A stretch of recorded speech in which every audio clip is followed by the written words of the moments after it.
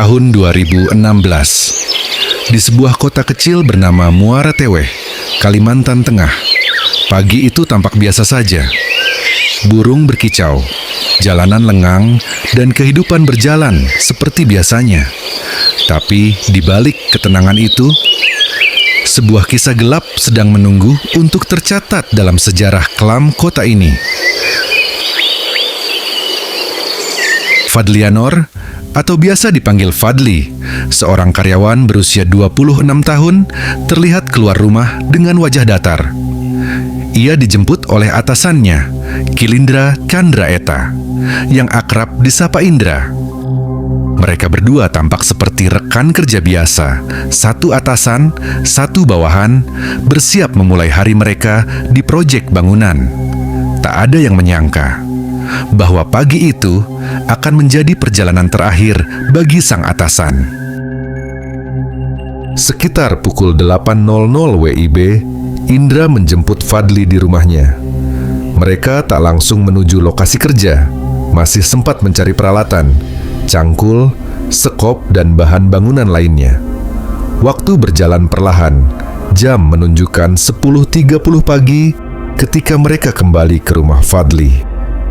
Alasannya sederhana, ada barang yang tertinggal. Namun, disinilah segalanya berubah. Saat Fadli turun dari mobil, istrinya menghampiri. Wajahnya cemas, suaranya lemah tapi tergesa-gesa. "Bang, anak kita demam. Susu juga udah habis. Tolong kasih uang." Ya, tapi Fadli hanya terdiam.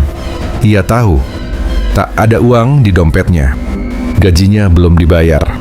Sudah berbulan-bulan ia menunggu, tapi yang dijanjikan tak kunjung datang.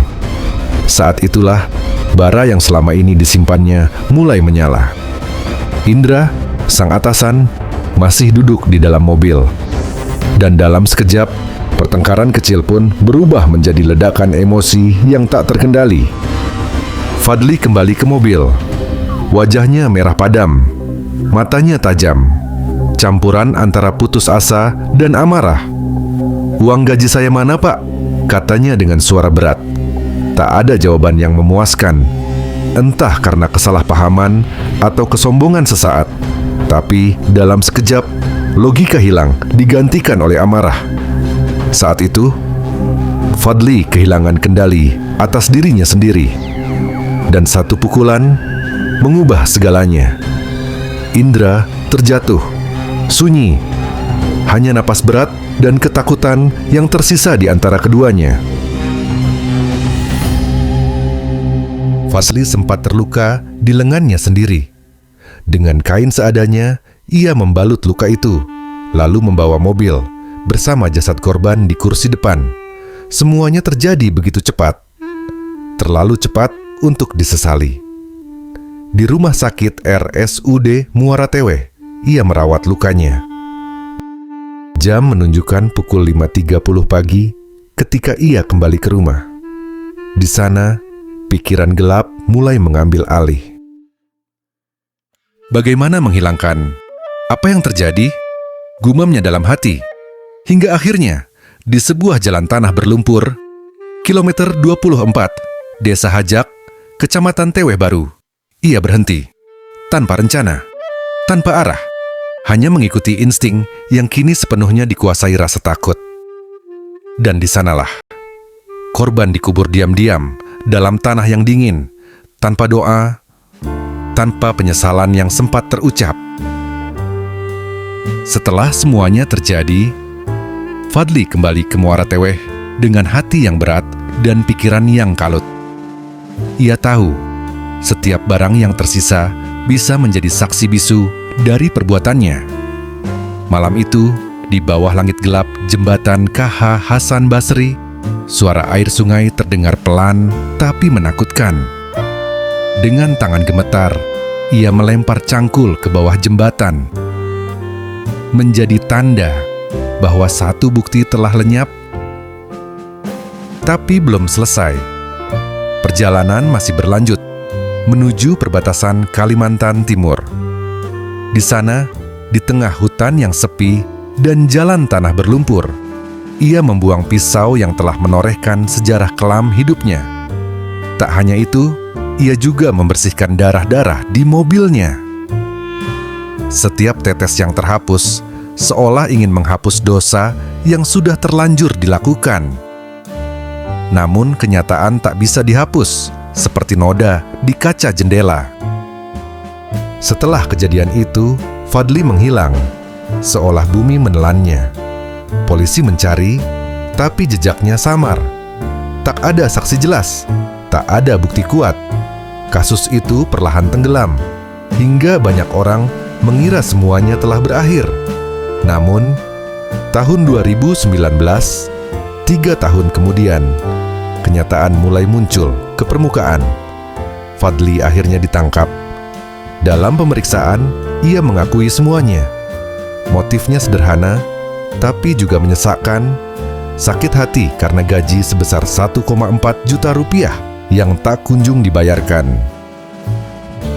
Di ruang interogasi, Fadli menunduk. "Saya cuma pengen gaji saya dibayar, Pak," katanya pelan. Tapi penyesalan datang terlambat. Nyawa tak bisa dikembalikan. Sebuah pelajaran pahit bahwa dendam, sekecil apapun, bisa berubah menjadi bencana besar ketika manusia kehilangan kendali atas amarahnya. Kini, di balik jeruji besi, Fadli menatap kosong ke arah tembok. 3 tahun pelarian tak menghapus rasa bersalah itu. Semua berawal dari hal kecil, 1,4 juta rupiah, tapi berakhir dengan hilangnya 2 kehidupan sekaligus. Dalam hidup, amarah sering datang tanpa diundang. Kadang, rasa sakit hati karena ketidakadilan, sekecil apapun, bisa tumbuh menjadi api yang membakar segalanya. Fadli hanya ingin menuntut haknya. Tapi, ketika emosi mengambil alih akal sehat, satu keputusan buruk bisa mengubah hidup selamanya. Dari kisah ini kita belajar bahwa keadilan tidak pernah bisa ditegakkan dengan kekerasan. Satu nyawa yang hilang takkan bisa dikembalikan, dan penyesalan selalu datang terlambat. Karena pada akhirnya, yang membedakan manusia dan amarahnya adalah kemampuan untuk menahan diri. Setiap kisah kejahatan selalu menyimpan pesan di balik tragedinya. Apa yang kamu pelajari dari kisah Fadli dan Indra ini?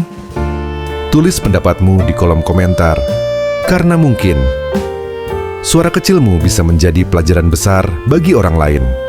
Jangan lupa like, share, dan subscribe agar kamu tak ketinggalan kisah nyata penuh misteri dan makna. Di balik setiap jejak dosa yang tertinggal,